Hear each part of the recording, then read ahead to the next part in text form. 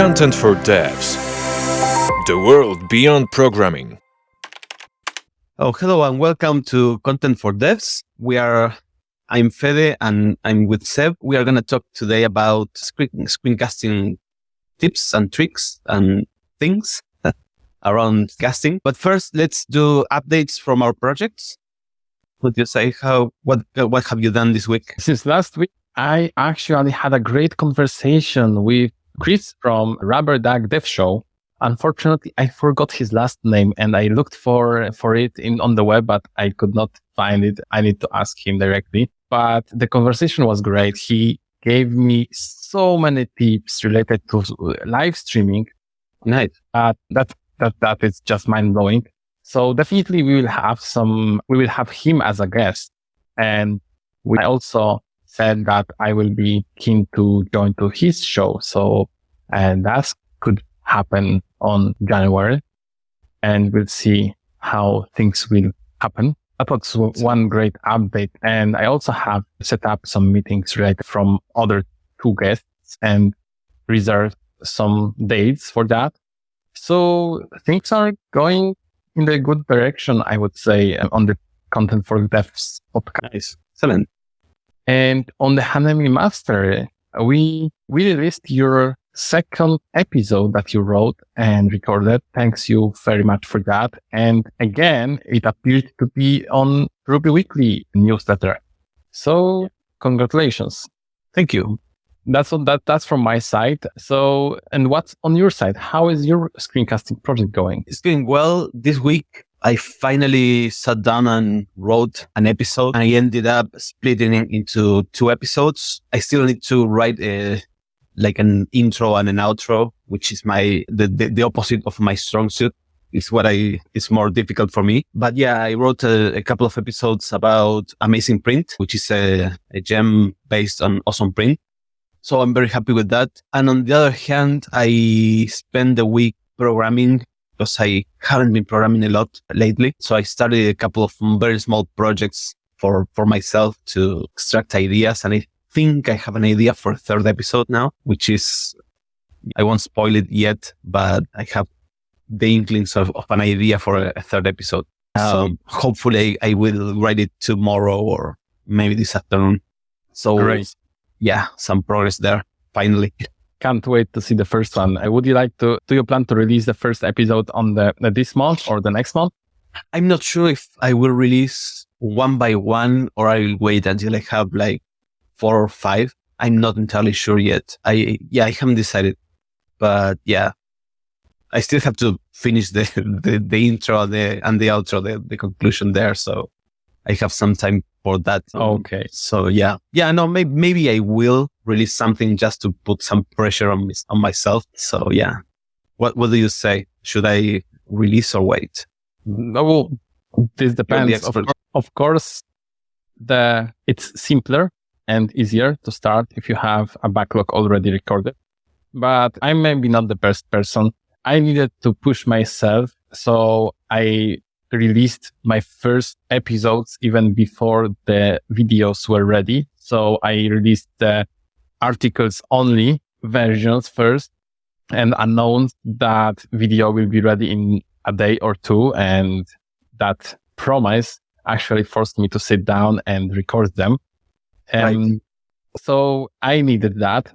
And still I don't have the backlog of episodes, 5 episodes ahead. So I'm not the best person. I know that this is needed, very much needed, but I also needed this public promise that I will do something and release something. So as soon as it does not hurt anybody, I don't feel like it's a... Yeah, I think I will start releasing the same way you did, just the text, just the scripts, and do a soft release, a soft launch without announcing very much. Maybe just announcing it to close friends and things like that for them to review them, but to have something on the web and force myself to produce, because it's getting hard to sit down and write when there is no pressure from the outside.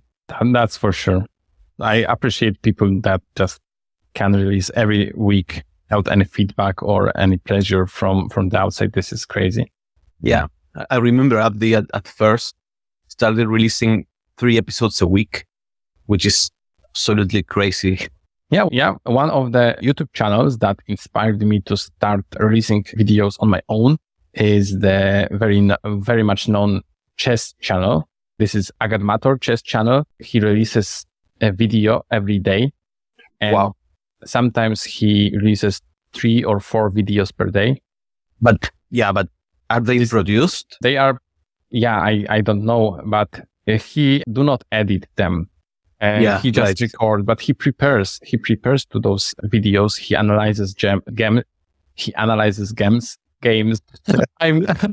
I'm too of a Ruby developer. So he analyzes games and he need to prepare. So it takes time. So this is crazy. Yeah, very, very much. But that brings us to today's topic, right? Because today we are both screencasters. So we will talk about screencasting tips. Yes. And what do you know which different approaches people can take to screencast videos?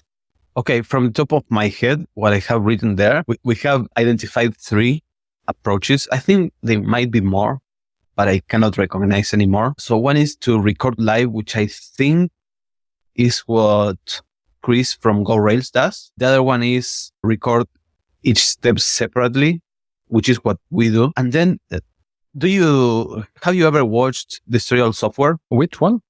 Destroyal Software. No, I didn't. Oh my God. I think it's the best of them all. Gary Bernhardt, when you look at an episode from Gary Bernhardt, what you see is basically a guy who records from start to end and doesn't take any breaks and goes very quickly, but at a very good pace, and it has no cuts and it's basically perfect. And then one day I sat down on a stream of his and he showed his approach to recording, and it blew my mind because it was completely different of what I thought it was going to be. So what he does is first he practices a lot so he can speak quickly. Then he starts recording. And for example, he says, I don't know, here we print the number 1. And then he has to say, and then we print the number 2. So what he does is he says, here we print the number 1. He stops, he prepares, he reads, blah, blah, blah. And then he says the number 1. And now we print the number 2. So that last, he says the last part of the previous paragraph. So then the next thing he says sounds completely natural, sounds as an extension of what he said before. And then he edits out the repetition. So it looks like it never cuts, and it sounds perfect with the best cadence possible. But maybe something he records in 20 minutes goes down to 5 or 3. It's very, very interesting approach. So he actually records live, but he just re-records any mistakes. Yeah. But when he continues, he starts from the end of the previous. Yeah, exactly. So it's like a mixed approach because he how do you say it? He speaks through the whole process as Chris does from Go Rails, but it's also not done in one sitting. It's paused, and it is the similar to the approach we have where we record shot by shot. But what he does is he records one shot and then he will record the last part and continues. And it's not shot per shot, it's as much as he can until he has to stop for some reason. Maybe he forgot something, or maybe he has to breathe, or maybe whatever. And then he continues. So it's very interesting to watch. I'm not sure if the stream is up. I think it doesn't. It's not, but it's an interesting process for sure. I also noticed when I started to learn Node.js on Udemy, I experienced a similar approach where the teacher recorded the whole episode kind of live with all the mistakes being detected on the screen and all the edits being done on the screen. So he kind of improvised. Yeah. But he also had a very detailed plan of each lesson to record. And at one video, he told us that he recorded this lesson 5 times. So he recorded this single lesson 5 times, but still he said that at the very beginning of the lesson. So he started from the scratch. He started from beginning and re-recorded the whole lesson. And that was very intriguing thing for me. And I could not understand why to take this kind of approach. When I was recording my first Hanami Master episodes, I also had a script, a detailed script, but because of my language restrictions, I could not just code and say live in English what I want to say. And when I tried to read during the coding, it was completely unnatural. Yeah. I also could not just talk to camera, to the empty screen and imagine that there is person in front of me. So it was completely robotic and unnatural. It was too hard for me. And this is why I started separating the audio and videos apart. But I can appreciate this skill of coding live because then production takes way less effort. Yeah. Yeah. And then you can afford to record 5 times one lesson or one episode because it takes maybe 10 minutes or 5 minutes to record and you can make all the mistakes you want. And then you start from scratch and you do it again. I had to do that. I worked on a bootcamp and I had to give a couple of lessons there. And what I did, and it was in Spanish, which is much easier for me. So what I did for that was record myself going through the lesson. I never watched the video after, but the fact that I was recording myself and going through the scripts, not reading everything. I had like a bullet points of what I had to achieve. And I had a PowerPoint presentation, which I think it was a PDF. So I have an idea of what I need to say in each step, but I don't have the script. And the first time I did it, it was awful. Even though it was awful, I continued through until the end, just because I wanted to have a full run. And I did it a couple of more times. And I ended up with I won't say very good, but a nicer version at the end. Still, it's difficult for me, even in Spanish, to write or type and talk at the same time.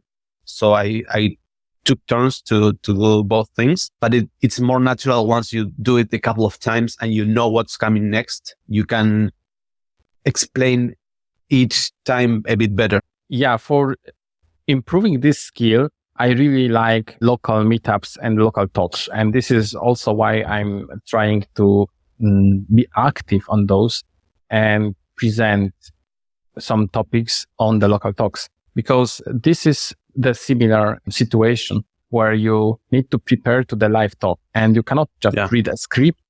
But what I do is during the preparation to the talk, first I figure out the topic and the scope. I do the research, and for each slide, I actually write the script. And this really helps me to organize my thoughts, my knowledge, and figure out what I want to say about this single topic. On the live session, always it's a little bit different, but because of the script that I prepared, it really improves the smoothness of the talk. So at some point, maybe I will be able to do the same for the live videos, but it's definitely next level of skills. And and we are not English speakers, native English speakers, so it's very difficult to. I think it's an extra step of processing for us, where you have to translate and then speak. Even though it's a quick process because you are used to, it's an extra step. So maybe it will be easier for you in what's your language? It's Polish? Yeah, Polish. Okay. First in Polish and at some point, after a lot of practice, do it in English because it's difficult. What I did, I did not write the scripts. What I did, I went through the entire presentation and I wrote the topics, and for each slide, whenever I had a good way of phrasing something, I wrote that. So I have like my tips for each slide, so I didn't forget. And after a couple of runs through, I didn't even need to read anymore. But having them at first, it's a good thing to have. So that's the Gary Bernard's approach, right? Mm-hmm. So this is kind of a mix of recording live and recording each section separately, just to keep things organized. The other two approaches that we are aware of are recording live and recording each step separate. Let's jump into recording live session. I am aware of he streams a lot and he streams while coding. I also know that... Sorry, where does he stream? Is he on Twitch? I think on Twitch, yeah. Oh, okay. How to find him? But this is very, very advanced content. It's like committing Ruby or like writing in C, making some low-level programming with Arduino or... Yeah, it's standard. Watching him is hard, but I can appreciate how smooth he can actually stream and talk and code at the same time. And this is something that I just can admire. But I also am aware of Rubber Duck Dev Show when Chris and Creston stream, and they stream also sometimes coding sessions, but I guess on different channel. So this is another example of people who like streaming to YouTube without any cuts, any edits. And what do you think about this approach? What are the downsides and upsides of this? It's a different medium. One thing, I think on one side you have screencasting, which is very educational and it has a lower amount of entertainment. And then you have streaming, which is on the opposite side. It's also educational, but it's much more focused on I really like watching live streams. In fact, sometimes I sit down to do some programming or whatever, and I have a live stream on the other monitor because I like hearing. And when there's something interesting, I stop and watch, and then I go back and I switch between those depending on my mind state at the moment. But there are two different mediums, I think. Two different media. Live streaming helps you as the audience member watch the entire process of whatever you're doing, maybe programming, or maybe I've live streamed myself writing my book or writing an episode for something. And I think it's helpful for the audience to actually see the process behind the scenes. For me as a producer, as the host, doing a live stream helps me completely focus on what I'm doing because I cannot have any distractions and I have to keep talking out loud, which is very much like rubber ducking, except you might have some feedback. I never had a stream with more than, I think, 3 people, but it really helps you to focus, to be there. And I have a very hard time focusing on one thing at a time. My mind goes everywhere and it's very narrowing for you. So how would you say about our show, right? Because we are streaming, but we also will release that in the cut version. This is the mixed approach. So how would you categorize our content in this kind of 3 approaches? Because you said that this is a different medium. One is more oriented to the educational target, educational goal, and the other is more like entertainment. Yeah, I think podcasts are a mix of both, and it has a higher quality of entertainment, and is more focused on entertainment than screencasting, but less than streaming, maybe. And the same for educational. Is less educational, maybe, than streaming, but more than screencasting. Or I think I mixed them both. it's like in the middle. I might be wrong again, but I think for podcasting, it depends more on the audience than on the hosts, what you use it for. I use podcasting for learning a lot. At the beginning, I used to hear the Ruby Rogues, and I got a lot of ideas and I got a lot of influence for my day-to-day programming. But on the other side, I use that for enjoying my trip to work. So I have 20 minutes from my home to work and 20 minutes back. And that was the length of an episode, more or less. So I really enjoyed driving from and to work because of the podcast, because I had something to be engaged on while I was driving, other than driving, right? Mm-hmm. So it's highly educational and it's highly entertainment, but I think a bit less than either screencasting or streaming, because both of those had the quality of you have to be very, very much engaged. While a podcast, I don't think there is one person who says, okay, I'm going to listen to a podcast and sit down and listen to the podcast. You listen it while you're doing something else, usually. Well, for me, it depends. So when I see a podcast, when I need to take some notes from that, there are such episodes, especially the technical ones. Sometimes I really want to remember a few thoughts and I take notes from that. So then I really sit down and just go through. But usually this is the second time I'm listening it, because the first time I figure out, oh, this is interesting, but there's a lot of content that I need to note down. So then I sit down again one evening and just make notes out of it. Yeah. So this is my approach. I asked this question because I wanted to share the motives behind why we actually record live, because we will cut down a few steps out of it. We improve the audio and at the end we will release that, right? So what is the reason to streaming the podcasts of Content for Devs here? For me, I think the entertainment value, the extra entertainment value of streaming,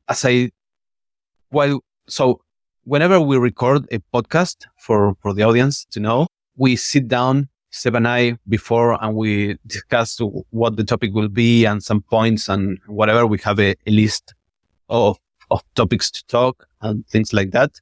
And last time we did it, I asked Seb to actually talk about that while we are streaming, because I think it's a nice part of the process. It's something that should not go on the episode proper, but it's nice to have on a stream. So that raises the entertainment value. I also like the idea of being live with people. Last time we talked, when we finished, we stayed for a little bit longer. During the episode recording, I talked to Seb talks to me, and that's it. But once the episode finishes, we can talk with the audience. And last time we had a talk with one of the audience members, and that's nice. It's a way to engage with people and for people to engage with us. So I think that those are the benefits of streaming. It brings something extra to the podcast. I'm not entirely sure how to call it. Maybe there's a word in English, but it gives something more. Sure. For me, actually, the goal was to show more reality of driving this content-related business and show more of ourselves, because on the end product, when you will just cut down, edit, and release the episode, you will not notice everything. You will not see all the ahms and ums and wanderings and pauses, because all that will be improved. So with this streaming part, we can actually show more how we talk, how the real conversation looks like before any processing. And this is just from my side, it's just for helping some other people to not be afraid of starting if they are not completely smooth in terms of talking to each other, but just do it, right? Yeah. So we have two parts covered down. Recording live for me is completely out of reach in terms of screencasting and keeping it interesting. And for the Gary Bernard approach, at some point, maybe I will try it. I encourage you to watch a couple of Destroy All Software episodes. It has a couple of free ones. It's very interesting to watch. I already saved it. So then we are going to the last step, the last part, which is the recording each step separately. And I can talk a little bit on this one. So first of all, this is the approach I'm taking when I'm recording my videos. And this is mostly because of my skill restrictions. I wanted to release the best screencasts I could, or that are possible. And for that, I needed some help. For example, because I'm not native speaker, I quickly realized that I could benefit a lot if I would be able to delegate reading the script to the native speaker, or a person who is just way better in English than me. And now, as we have Alex in the team who actually reads the script and records the audio, first of all, he records audio with extreme quality, which is way better than I can provide in my home conditions. And also his speaking abilities are way better than mine. So when we record each step separately, we can collect or we can delegate some parts of creating videos to people who are very good in processing this single step of the video. And this is where the fun starts. But the downside is that it takes a lot of time. It takes a lot of effort. And when I did all that on my own, it took forever. Yeah. And now when I can actually get help from multiple people, it's more expensive. The cost increases, the cost of production increases because of delegating this work to multiple people. So there is always a trade-off, but I very much like this approach because it allows me to scale up, allows me to level up without me being a bottleneck in the team and my skills being a bottleneck in the team. Yeah, completely agree. And what's your take on this? Because I know that you also want to record each step separately, but do you want to do each of those alone, or do you want to take the approach I'm taking, which is making the benefits of experts from different fields to produce the final product? To start with, I will do everything myself because of costs, but with time, I would like to have help from outside. I don't like the idea of someone else reading the scripts, but yeah, that's something I will have to think in the future, depending on my actual skill doing it. I have recorded a couple of episodes for Ruby Tapas, and I really enjoy the process, even though I don't like hearing myself right now because I haven't worked on my voice for a long time. I've been wanting to go back to training my voice. I did at some point, and it's also a very satisfying process. I really like it. So that's the one part I'm not sure if I'll ever delegate. Maybe I will, maybe I'll not. Everything else can be delegated. I think that the most difficult part to delegate is the scripting, because unless you are very open to saying, okay, this was written by someone else, my episodes have a certain voice, which is not the best, but it's mine, is the way I write. So that's the most difficult part, to actually delegate. And I'm making a distinction here between delegating and having a guest write a post, right? Or write an episode. So yeah, those are that's my take. So there is a distinction between ghost writing and actually being guest author. And on Hanami Mastery, you can be an author, right? You are writing the episode, so you are the author. And then we take the script you prepared and you did the research for, and we put it to our production process, and we make video out of it. So there is a voice, there is the video editing, right, and so on. But the man on woman who creates the script is the author, right? Yeah, exactly. And we actually notify about it.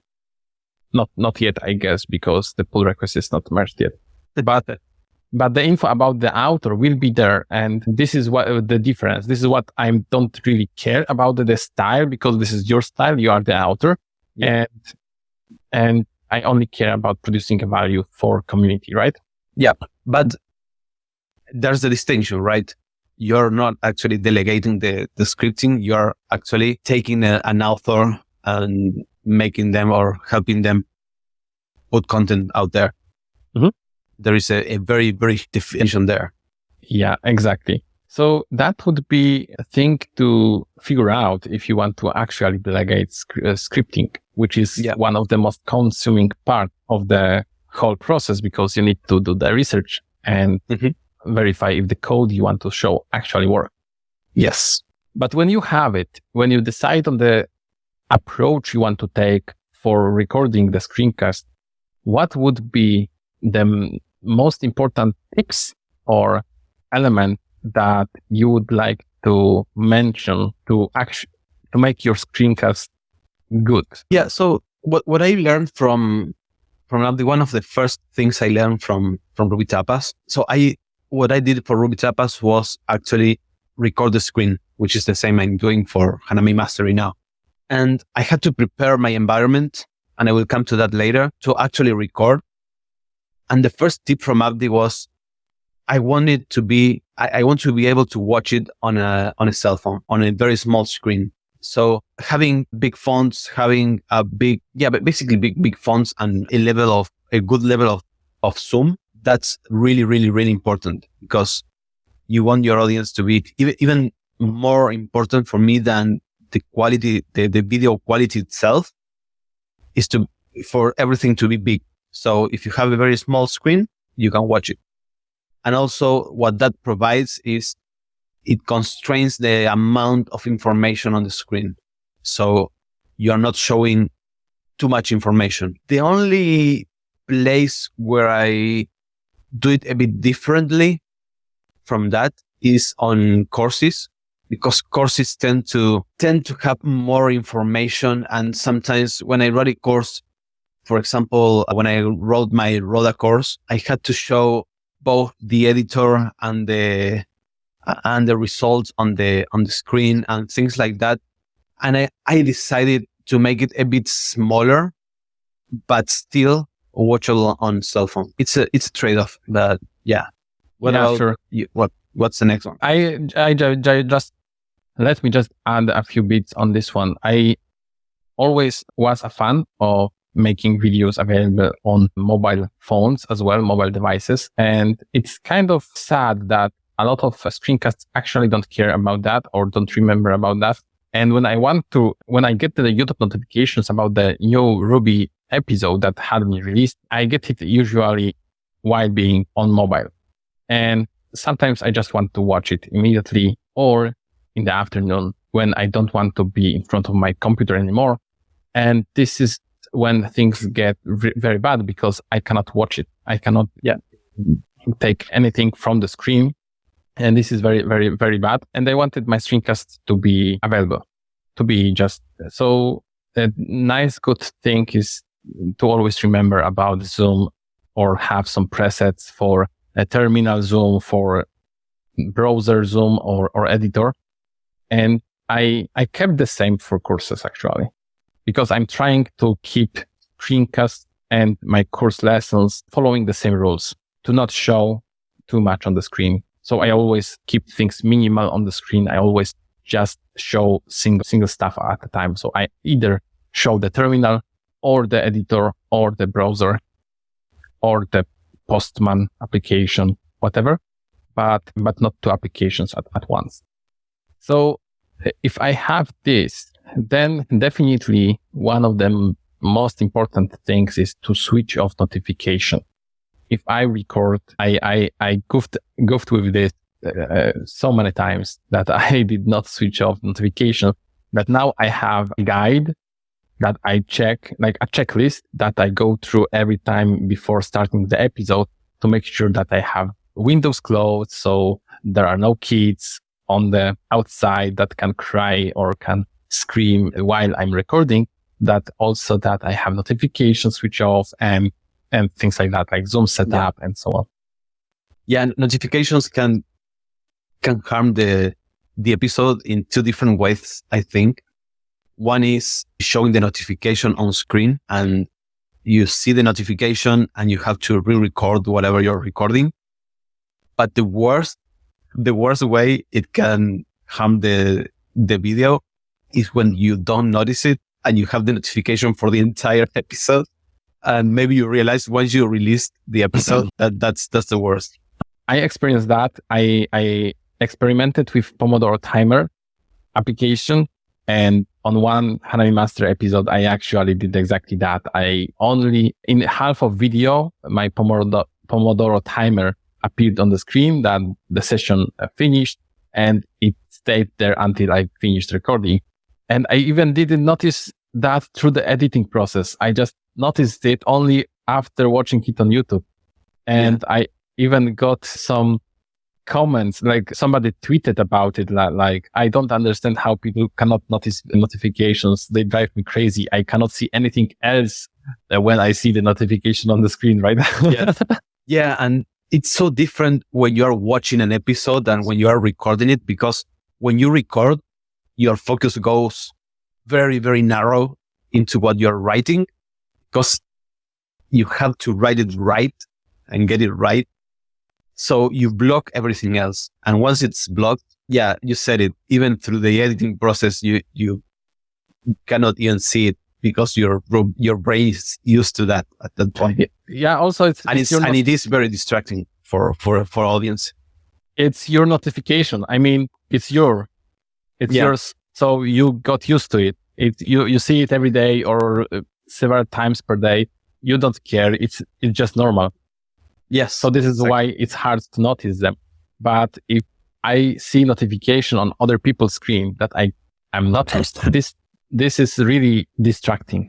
Yeah, it takes everything, all the focus on the episode when you're watching it goes to the notification. That's completely right. It even happens when you notice an error in a screencast. Maybe you made a typo on a comment which won't affect anything. I see that and my brain goes there and stays there, and I cannot watch the rest of the episode. It's so stupid, but it happens. Okay, so what's next? I have also noted down that it's important to hide anything that from the screen that is unnecessary.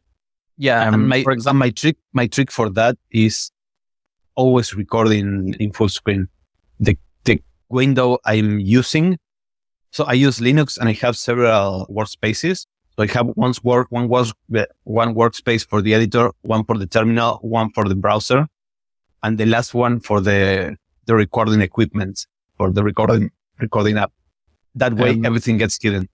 Yeah, I do the same, but it's not always enough. For example, if you are using Vim or using any kind of editor, you can have a timer, a current clock that shows you the current time and the date in the bottom or at the top of the editor screen. And then it will be included in the video until you will do something with that, right? So this is not always enough. And I have presets for my editor and term as well, like terminal, Vim, to not show anything like that. Yeah. Anything that can distract you is just hidden away. Yeah. The only thing I couldn't find a way to hide, I use Emacs, and Emacs has the mini buffer below, which is the last line. The last two lines are used for the mini buffer.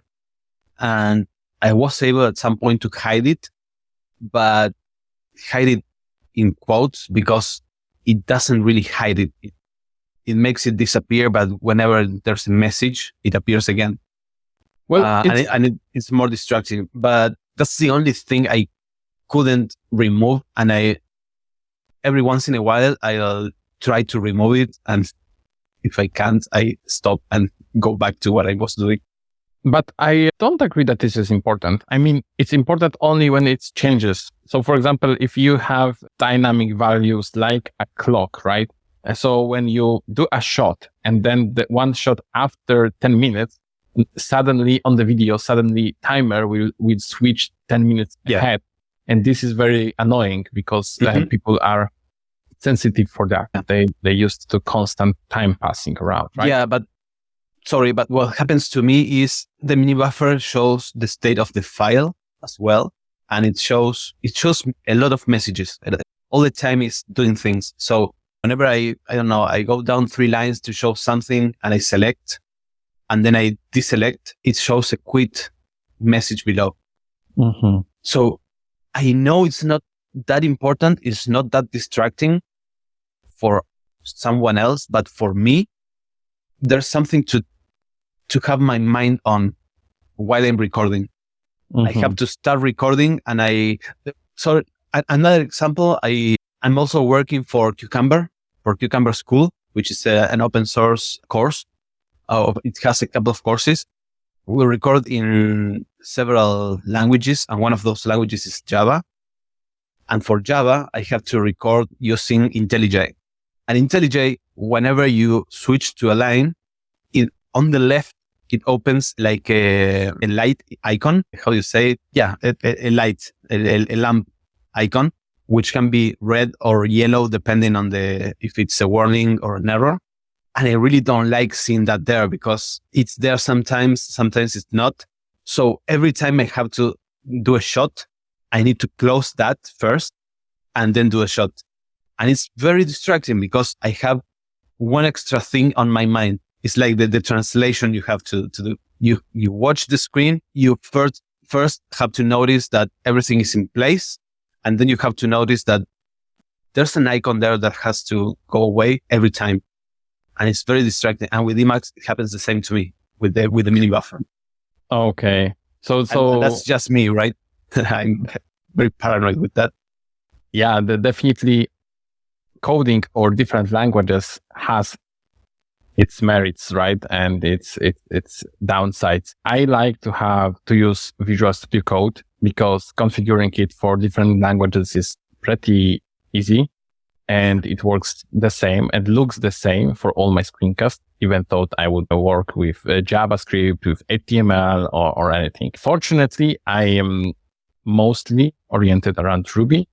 So don't need to work with C or Java. But even if I would still try to have the same setup, the same editor that can just build everything. Because on screencasts, I'm using simple examples.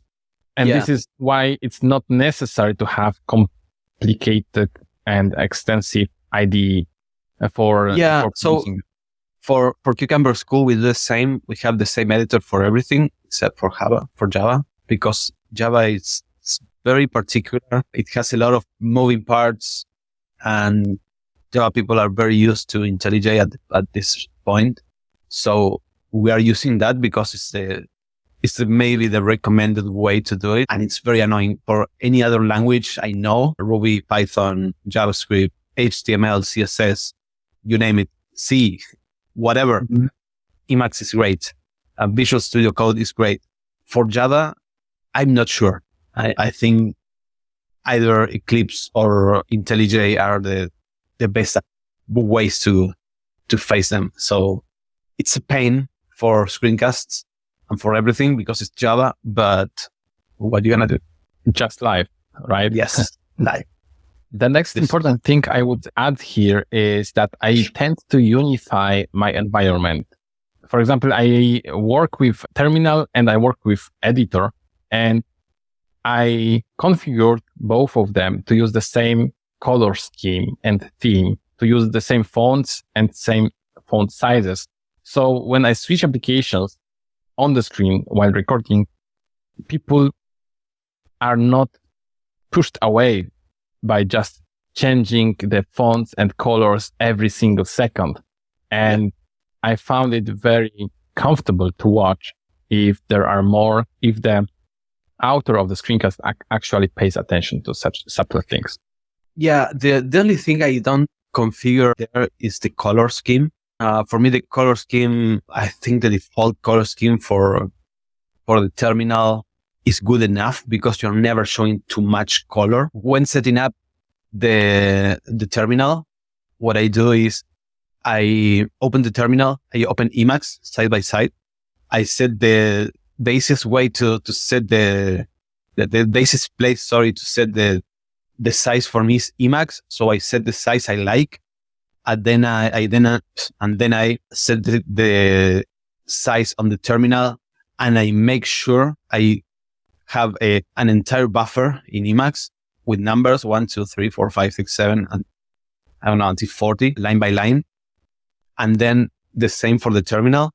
I write 1, 2, 3, 4, 5, whatever. And I make sure they start on the same place and they end on the same place. So I know it's the exact same size and we have the exact same font and everything. And the other thing I do, and I take special care here, is I remove the prompt from the terminal. I only leave a $sign and a space as the prompt. So I make it generic. I make it very, very generic. So that way, my usual, I use CSH, and I use all my CSH, which brings a lot of fluff to the terminal, to the prompt. And every time I start, I leave it as just a $sign and a space. And that way, it helps me in two ways. First of all, I think it makes the terminal more generic, more easier to understand, I think. You don't have to read the entire thing. Oh, I'm placed here. I'm on the main branch. I have committed now, whatever. That's all disappears. And on the other hand, I do my scripts, then I record. And when I have to show output, I usually put the actual output from the episode. So I record, I show the output on the editor, I record that, and then I copy and paste on the script. And I already have just the basic $sign, which is like the easiest way to interpret on a script that we are in a terminal. Mm-hmm. So I already have that set. If not, I have to copy, paste, and then change something. And that's an extra step.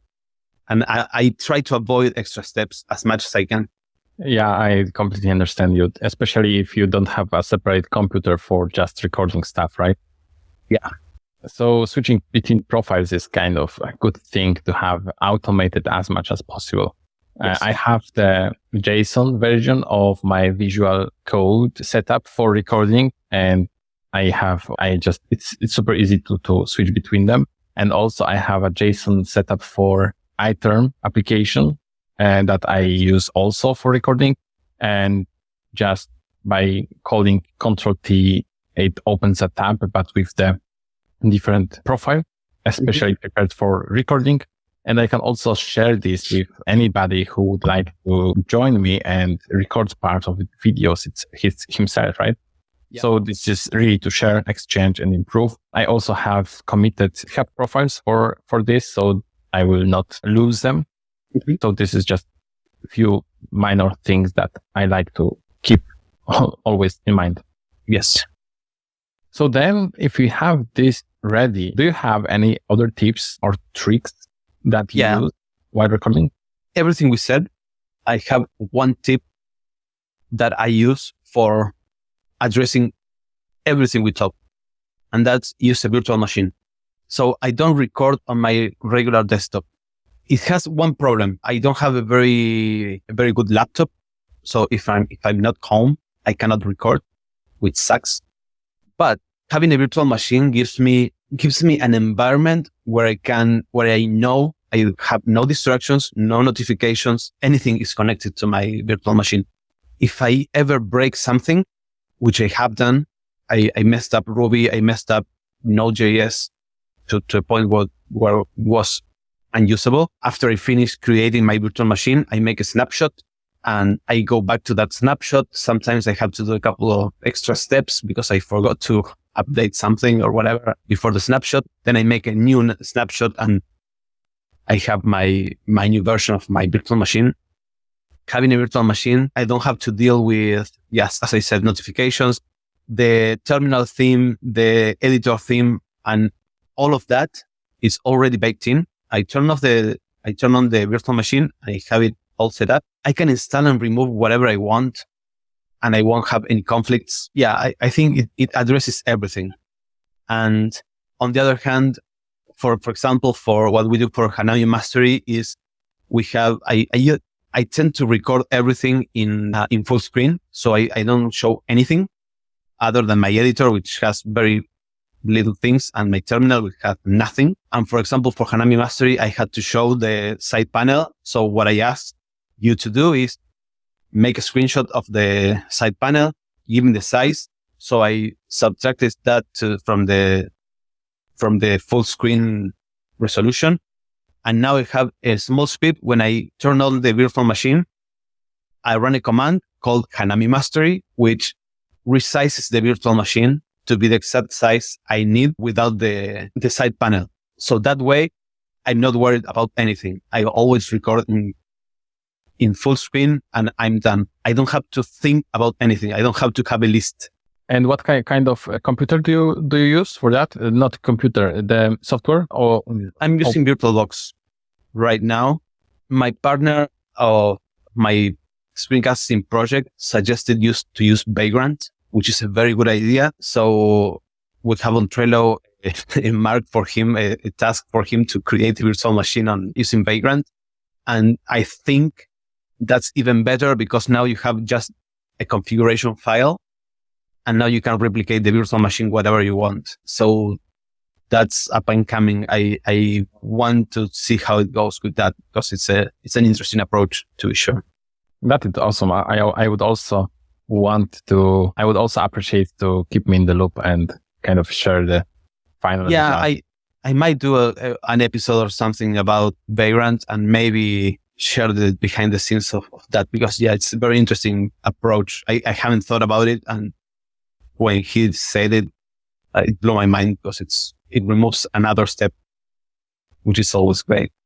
Yeah, awesome. So what I find useful is to have defined processes. So if you have an additional tip, if you have project that is repeatable.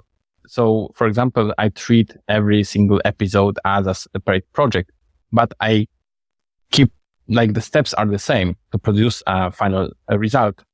Yeah. So I created a process out of it. And because I have this process, I have a list of steps that I can follow and go through each step separately. I can actually improve on that. Yeah. So if you have this great idea to introduce virtual machines for creating videos, I can easily just go through my process and improve of that. But what I find very useful at the beginning, even if my process is not great, not the best, still having it is the first step to improve on this while the time progresses and we get more experience. So This is something that this is my tip for beginners for sure. Yeah. Have a process. Be diligent with your process. And then, do you have anything else? No, that's it. So then the next one is something I learned from you. I really struggled with informing the video editor and separating the steps of creating a script, writing a script, doing the research, and then recording the video, because I knew that I can separate those steps apart, but I could not figure out how to notify people in the team where the single part of the video starts and ends. And you came with the great idea of adding shot marks in the script itself. And this helped me a lot. It reduced a lot of overhead, a lot of going manually through the script and updating it later, synchronizing the stuff. And now as we have separate shots and each shot has its starting mark in the script itself, the rest of the team actually knows exactly how to adjust the video, audio, and to which part of the script it belongs. So I don't really need to care anymore. And this is amazing. This is amazing improvement, and that I will appreciate forever. Yeah, it's a great and so smart. But yeah, I didn't come up with that. I learned that at Ruby Tapas. In fact, when I started working there, one of the first things I saw. No, sorry, even before I started working there. So the process of the selection process from Abdi was to send out a script to anyone who wanted to be a part of Ruby Tapas. He showed that process of reading the script with the shot marks and going through it, recording it. And then we had to actually record a very small part of an episode. And then he reviewed them, and that was the recruiting process. And so I learned that even before starting on Ruby Tapas. So thanks Abdi, because it saves a lot of time. It turns it on its head. You don't have to. So you have your script, your shot marks, and that's it. The editor knows exactly. He doesn't have to do much. It's just putting the things together on the right places. Yeah, and you actually came up with. You also came up with automatically inserting the numbers of shots you are taking in the script itself, because we are using markdown files, right? But so you actually configured the editor to open the markdown file and automatically number the shots properly. Is that correct? Yeah. So it all started again with Ruby Tapas. I needed to insert shots, and to insert shots in an org mode file, which is what we used. You had to open braces 3 times, then shot and the number in parens and close braces, which is very demanding. So for that, at first, what I did was I had a snippet. So I said shot and tab, and it inserted an empty shot. So shot, braces, shot, parens, close parens, braces, braces. And I had a lot of markers like that. And then I had in Emacs a function that populated those shots. So for the whole time I work on Ruby Tapas, I used that.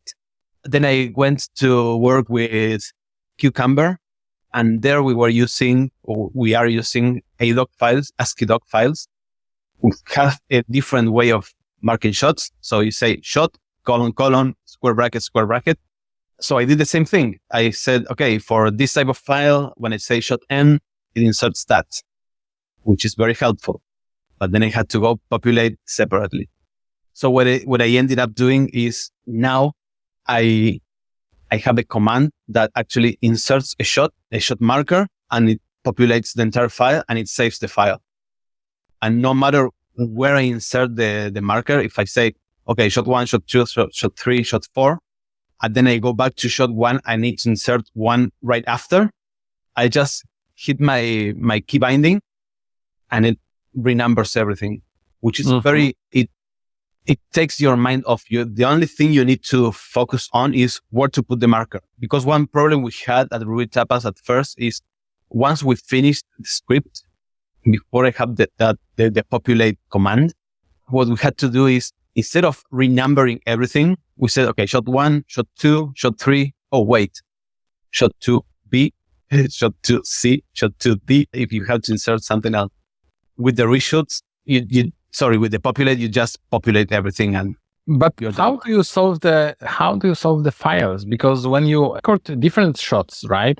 And for example, you have those shots recorded, and then you figure out that you missed one, or you need to record another one because something happens, like shot B, shot 10B, for example. And then you cannot just repopulate everything. Yeah, so the trick there is you record audio right after recording video. So that way, 2 things work there. First of all, if I realized that I made a mistake or that something went wrong and I had to add a new shot, I usually add shots while I'm recording, right?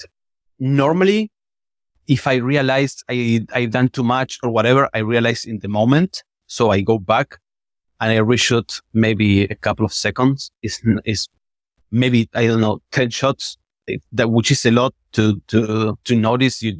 If you notice 10 shots before, that never happens. you usually notice that you're writing too much or you're doing too much right when you're recording. So you number and remove whatever you just recorded and redo it. And that's fixed. Doing the audio after the recording helps you because, first of all, you don't care about the shot numbers. You start caring about the actual shot numbers once maintaining the exact place of the numbers once the audio is recorded. When the audio is recorded, now you have something to synchronize with. Before that, if I number 1, 2, 3 or 1, 4, 8, 3, I don't really care. So renumbering everything every time doesn't affect me. If I need to insert a shot before, normally it's because I noticed something went wrong and I have to re-record. And at that point, renumbering is trivial for me. The other thing that helps, the other way recording after helps is sometimes when you're writing the script, you have a vision in mind of what it will look like. And when you're actually recording, it's difficult to record exactly that. So at that point, you can reword whatever you did and change change the order of the words, change a sentence or whatever. And it doesn't matter because you haven't recorded the audio yet. You don't have to re-record. Re-recording audio is always bad because you never get the exact same quality between two recordings, so it's noticeable. But if you do it after the shots are done, that's it. And the other thing, if after recording everything, you're almost done and you find out that you're missing a piece of information and you need to record something between shot 10 and 11, you just call it 10B at that point. And you don't repopulate. But this is very rare. An afterthought right at the end of the episode. And it's normally turning off the virtual machine, synchronizing what you have on screen or you should have on screen, or maybe you don't even need to do that, and doing one shot, one small thing, showing the browser, putting the cursor someplace. It's always as simple as that. You never miss. At the end of the recording, you're never missing a substantial piece of a script, right? Okay. Thank you very much. One last tip from my side that I find very useful is to have a setting to automatically hide a mouse cursor. So I have a setting, and this is an additional application, a cursor settings for Mac OS, that you can configure your mouse cursor to hide itself after a certain time. So I have it set up that if I will not move a cursor through for 3 seconds, it will hide itself automatically. Yeah. And once I will move it will appear on the screen. So I don't need to remember about having the cursor always aside of the screen to not people.